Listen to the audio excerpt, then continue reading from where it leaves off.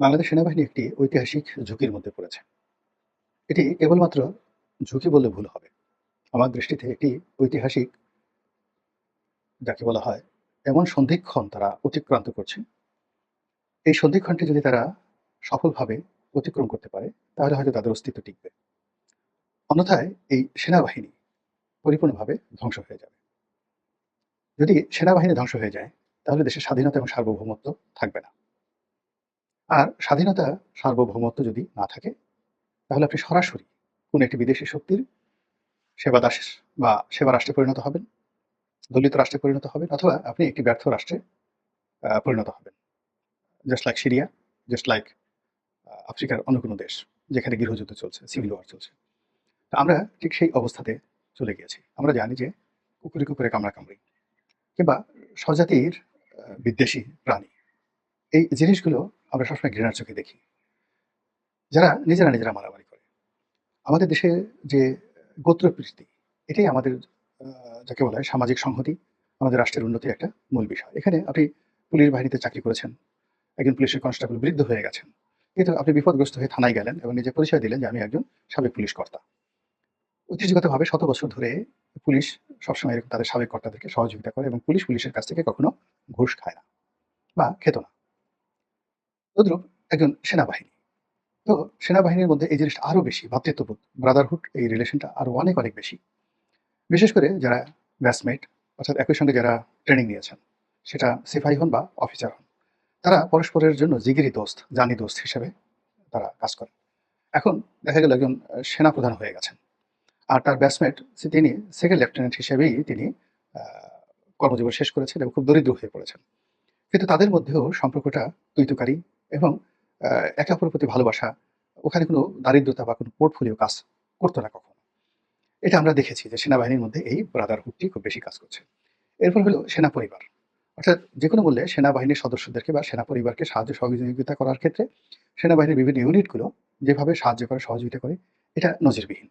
ধরুন কোনো একটি এলাকায় একজন সেনা সদস্য যদি বিপদে পড়েন, তিনি যদি একেবারে সাধারণ সেনা সদস্য হন, বয়স্ক মানুষ হন, কিংবা যেই হন না কেন, তিনি তার এলাকার আ যে জিওসি আছেন, এরিয়া কমান্ডার আছেন, সেখানে গেলেন, অথবা তিনি যেকোনো একজন পদস্থ সামরিক বাহিনীর কর্মকর্তাদের কাছে গেলেন, প্রাণান্তভাবে চেষ্টা করেন তার সেই সাবেক সেনা সদস্যকে সাহায্য করার জন্য বর্তমান সেনা সদস্যরা।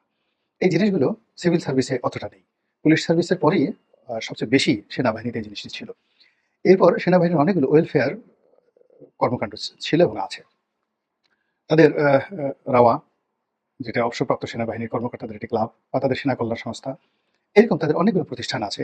তারপর তাদের হাউজিং যে সোসাইটিগুলো, আ ডিওএসএস, এই জিনিসগুলোর মাধ্যমে তারা মূলত একটা ব্রাদারহুড গড়ে তুলতে আ সবসময় কার্যকর একটা ভূমিকা রেখেছে। যেটি এই সময়টিতে এসে ২০২৫ সনে এসে এটি একেবারে বুমেরাং হয়ে পড়েছে। এখন বলতে গেলে তারা নিজেরা যে দ্বন্দ্ব সংঘাতে জড়িয়ে পড়েছে, এটি রাজনীতিবিদদের মধ্যেও এই দ্বন্দ্ব এবং সংঘাত আমরা দেখছি না। আওয়ামী লীগ বিএনপির মধ্যে যতটা না দ্বন্দ্ব এবং সংঘাত, বা খালেদা জিয়া এবং শেখ হাসিনার মধ্যে যে বিরোধ বা একে অপরকে বিষোদ্গার, তার চাইতে সাবেক সেনাবাহিনী প্রধান ইকবাল করিম ভূঁইয়া আইকিবি এবং সাবেক সেনা প্রধান আ জেনারেল আজিজ, এই দুজনের মধ্যে সম্পর্কের যে অবনতির ফলে কি ঘটনা সেনাবাহিনীর ভিতরে ঘটছে, রাওয়া ক্লাবে ঘটছে, ক্যান্টনমেন্টে ঘটছে, আমরা কম বেশি বাইরে থেকে যা দেখছি, শুনছি, তাতে প্রতি মুহূর্তে আমরা আতঙ্ক অনুভব করছি। এবং এই সকল ঘটনা, আমি শুধু এই দুজনকে উদাহরণ দিলাম। এইভাবে আমি আরো কয়েকজনের নাম বলি। যেমন ধরুন, দেশের বাইরে বেশ কয়েকজন সেনা কর্মকর্তা থাকেন। তো তারা ইতিপূর্বে শেখ হাসিনাকে নিয়ে সমালোচনা করতেন এবং that was good and well accepted এবং আমরা তাদের সবাইকেই হিরো মনে করতাম। সেটা কর্নেল শহীদ বলেন, অথবা ক্যাপ্টেন শহীদ নামক একজন ভদ্রলোক ছিলেন, তিনি মারা গেছেন। কর্নেল, তারপর মেজর দেলোয়ার বলেন, অন্যান্য যারা আছেন, তারা ওই জমানাতে বেশ জনপ্রিয় ছিলেন। ভীষণ রকম জনপ্রিয় ছিলেন। পিনাকির মতো জনপ্রিয় ছিলেন। কিন্তু ইদানিংকালে দেখা যাচ্ছে যে বেশ কিছু সামরিক কর্মকর্তা ফেসবুকে এসে, ইউটিউবে এসে তারা সেনাবাহিনীর ভেতরকার অনেক গোপন খবর তারা বলে দিচ্ছে পাবলিকলি। তারা জেনারেল ওয়াকারুজ্জামান সম্পর্কে বিষোদগার ছড়াচ্ছে।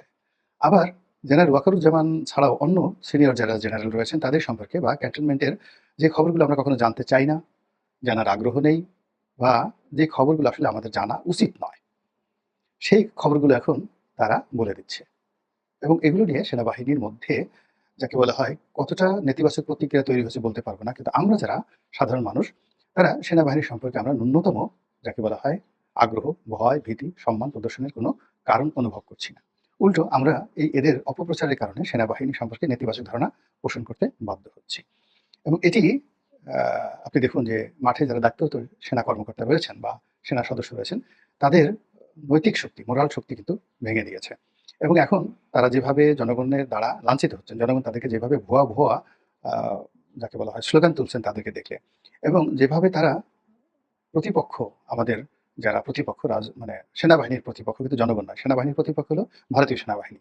সেনাবাহিনীর প্রতিপক্ষ মায়ানমারের সেনাবাহিনী। তারপরে আরাকান আর্মি। সেনাবাহিনীর প্রতিপক্ষ ইন্ডিয়ান আর্মি। আমাদের সাথে যাদের সাথে যুদ্ধ হয়েছে বা আগামী দিনে যাদের সঙ্গে যুদ্ধ হতে পারে, সীমান্ত যাদের সঙ্গে আছে, কিংবা ধরুন যারা বাংলাদেশ আক্রমণ করতে পারে। এই সকল বহিঃশত্রু। তো তারা হলো সেনাবাহিনীর শত্রু। আমরা জনগণকে তো শত্রু না। রাজনীতিবিদরাও সেনাবাহিনীর কোনো শত্রু না। এর কারণ হলো সেনাবাহিনীকে আমরা এমনভাবে গড়ে তুলেছি, এমনভাবে আমরা তৈরি করেছি, তাদের আবাসস্থল আমাদের জনগণ থেকে তো তারা আলাদা। আমরা নিজেরা মারামারি করব, কাটাকাটি করব, যা কিছু করব, তার সঙ্গে সেনাবাহিনী থাকবে না। সেনাবাহিনীকে আমরা জড়াবো না। তারা শুধুমাত্র বহিঃশত্রুর হাত থেকে আমাদেরকে রক্ষা করবে এবং আমাদের জাতীয় দুর্যোগগুলোতে রয়েছে, সেই দুর্যোগগুলোতে তারা এসে রাজনৈতিক সরকারের হুকুমে এসে সাহায্য করবে বন্যাতে, ঘূর্ণিঝড়ে, এই সমস্ত ক্ষেত্রে। বা করোনার মতো কোনো ঘটনা যদি ঘটে বা জাতীয় খুবই জরুরি গুরুত্বপূর্ণ ঘটনা যেখানে আসলে পুলিশ পারছে না। এরকম জরুরি ঘটনা ছাড়া মূলত আমরা সেনাবাহিনীকে ব্যবহার করব না। এটা হলো নরমাল নর্মস। কিন্তু এখন সেই সেনাবাহিনীকে এমন একটা অবস্থায় নিয়ে এসেছে বর্তমান যারা রাষ্ট্র পরিচালনা করছেন তারা, আর সেনাবাহিনীর বর্তমান যারা নেতৃত্ব তারা, এবং একই সঙ্গে সেনাবাহিনীর যারা সাবেক কর্মকর্তা রয়েছেন তারা আলাপ আলোচনা করে পুরো বাহিনীটির যে রিদম, সেই রিদমটিকে একেবারে নষ্ট করে দিয়েছে। ফলে কি হচ্ছে? ভারতীয় পত্র-পত্রিকায় ছাপা হচ্ছে যে ভারতীয় সেনাপ্রধান বাংলাদেশের অমুক সেনাবাহিনীর কর্মকর্তাকে টেলিফোন করে এই বকা দিয়েছেন, অথবা এই নির্দেশনা দিয়েছেন, অথবা অমুক জেনারেলকে এই কথা বলেছেন, অমুক জেনারেল এই কথা বলছে। অর্থাৎ পুরো বাহিনীটিকে দেশি এবং বিদেশি কারোর সেবা দাসে পরিণত করে দেওয়া হয়েছে। এবং এই কাজটি মূলত বাইরের আমরা করিনি। আমরা সেনাবাহিনীকে আগে যেভাবে সম্মান করতাম, এখন সম্মান আগের মতো না করলেও তুচ্ছ-তাচ্ছিল্যের পর্যায়ে আমরা এখনো যাইনি। কিন্তু একজন সেনাপ্রধানকে, একজন মেজর জেনারেলকে, একজন ব্রিগেডিয়ার জেনারেলকে, একজন লেফটেন্যান্ট জেনারেলকে তুই-তুকারি করে বলা, বাপ-মা তুলে গালাগালি করা, এই জিনিসগুলো সাবেক সেনা কর্মকর্তা যারা এই ইউটিউবে, ফেসবুকে আসছে, তারাই কিন্তু এই কাজগুলো করছেন। দ্বিতীয়ত আরো কিছু জনপ্রিয় যারা ইউটিউবার রয়েছেন, ফেসবুকার রয়েছেন, তাদের কাছে সাবেক সেনা কর্মকর্তারা যখন খুব দায়িত্বপূর্ণ, গুরুত্বপূর্ণ পদ-পদবীতে ছিলেন, সেই তাদের অনেক গুরুত্বপূর্ণ নথি, সেনাবাহিনীর অনেক গোপন দলিল এদের কাছে দিয়ে দেওয়া হয়েছে। ফলে আপনি চিন্তা করেন যে জেনারেল আজিজের সঙ্গে তার এক বন্ধুর যে টেলিফোন কনভারসেশনটা হলো, এই কনভারসেশন তো আসলে বাইরে আসার কথা নয়। কে দিয়েছে?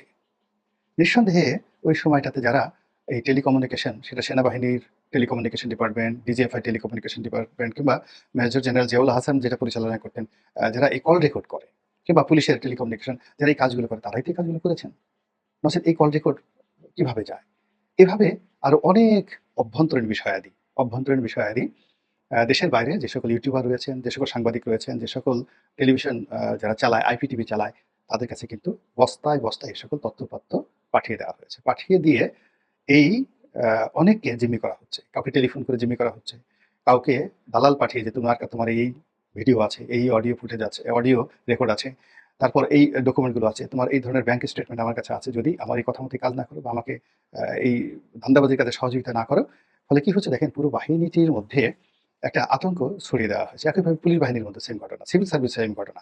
কিন্তু পুলিশ বা সিভিল সার্ভিসের যারা আ কর্মকর্তা, এরকম যদি 80% কর্মকর্তাও বাদ পড়ে যায়, তাহলে কিন্তু সিস্টেমটা লস করবে না, সিস্টেমটা ব্রেক করবে না। সেখানে আ যারাই নতুন আসবে তারা এর সাথে অ্যাডপ্ট করে নিতে পারবে। কিন্তু সেনাবাহিনী তো সেটা নয়। সেনাবাহিনীতে একটা সুদীর্ঘ ট্রেনিং দরকার আছে।